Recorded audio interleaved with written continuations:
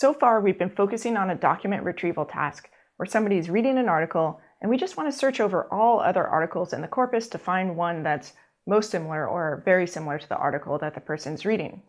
But in a lot of cases, we're actually interested in discovering a structured representation of our data, of all the articles out there. So one example of a structured representation we might be interested in is discovering a clustering of articles, so discovering groups of articles that are related to one another.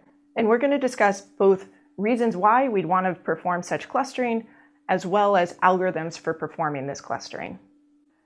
So let's dig into the objective of clustering, as well as some motivating applications for performing clustering within the context of our document application. So the goal of clustering is to discover groups of related articles. So for example, maybe there's a group where all the articles within this group relate to subjects related to sports, and maybe there's another group where all the articles are about world news. If we can discover this type of structure in our data, then if we're doing something like the document retrieval task that we talked about before, then if a person's reading an article, we can look at what group that article falls in, and then when we go to retrieve another article for that reader, then we can simply search over the articles within that given group. So if the person's reading a sports article, maybe we can recommend another sports article just by searching for the nearest neighbor within this group of sports articles. But we can actually use clustering to do even fancier things. So as an example, maybe we're interested in learning the preferences of a user over a set of different topics. In this case, we're assuming that the person isn't just interested in sports. They might have other interests as well. And when we're going to present an article to that user, maybe we'd want to explore some of these other preferences. So in this case, if we imagine that we have a clustering of our articles into these groups of related articles, then a user is going to read some subset of the articles in the corpus. And so these are the articles that are not grayed out here.